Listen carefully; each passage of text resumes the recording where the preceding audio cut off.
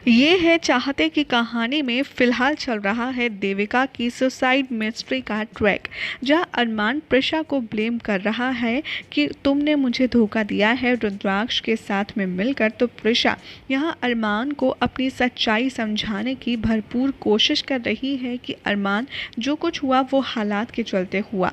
मैंने जानकर रुद्राक्ष के साथ मिलकर तुम्हें धोखा नहीं दिया, तुम मुझे समझने की कोशिश करो। लेकिन यहाँ पर अरमान है कि एक तो प्रिशा का धोखा और दूसरा उसकी बहन की मौत का दुख उसे कुछ भी सोचने समझने नहीं दे रहा है। साथ में चल रहा है देविका की सुसाइड ट्रैक की मिस्ट्री। यहाँ पर देविका की सुसाइड ट्रैक बनने वाली है रुद्राक्ष और प्रिशा के लिए मुसीबत, जहाँ पर आप देखेंगे कि सबके सामने बहुत ज़्यादा मुश्किल आने वाली है, क्योंकि देविका की सुसाइड मिस्ट्री कन्वर्ट होने वाली है उसकी मर्डर मिस्ट्री में। लेकिन रुद्राक्ष है कि प्रिशा को वो दिलो जान से चाहता है, भले ही प्रिशा अपने मुंह से कन्फेस ना करे, लेकिन हमारे सामने एक बार फिर से ये सच आ गया है कि रुद्राक्ष प्रिशा के लिए कुछ भी कर सकता है।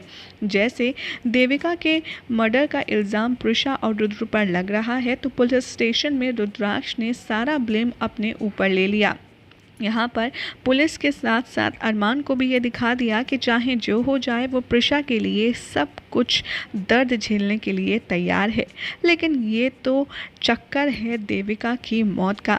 लेकिन यहाँ पर जब सबको पता चलेगा कि ये सच्चाई एकदम अलग है, क्योंकि यहाँ पर देविका की मौत से जुड़ा एक ऐसा बड़ा राज खुलकर सामने आने वाला है जिसे सुनकर सबके पैरों तले ज़मीन खिसक जाएगी। बहुत जल्द सबको ये पता चलेगा कि देविका की सुसाइड नहीं है, बल्कि उसकी सोची समझी चाल से जान ली गई है, और ये काम किया है देविका के किसी दुश्मन ने, यानी कि रुद्र और प्रिशा के किसी विलन में, ताकि इन दोनों पर आ जाए सीधा सीधा ये नाम।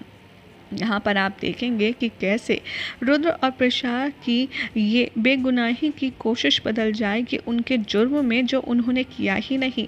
और रुद्र तो बेचारी देविका से शादी भी करने वाला था, लेकिन बावजूद इसके रुद्राक्ष का नाम लिया जा रहा है देविका के मर्डर सस्पेक्ट में। भला इससे बुरा मोमेंट उसके लिए आखिर क्या हो सकता है। अब अपकमिंग ट्रैक में आप ये भी देखेंगे कि इंस्पेक्टर आएंगे और यहाँ पर ठाकुर को ये रिवील करते हुए नजर आने वाले हैं कि देविका ने सुसाइड नहीं की, बल्कि उसका मर्डर हुआ है।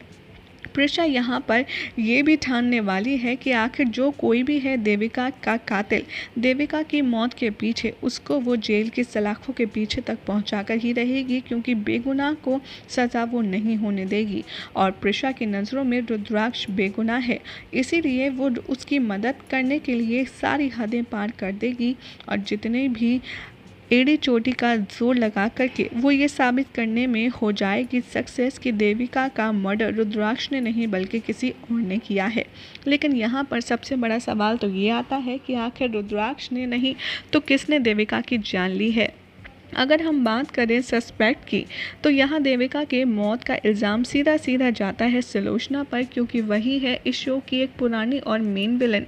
और उसके बाद सुई घूमती है शक की यहाँ पर चाचा जी या फिर अरमान के ऊपर, क्योंकि बहुत जल्द देविका की सारी प्रॉपर्टी उसे मिलने वाली थी, सारा ट्रस्ट फंड उसे मिलने वाला था।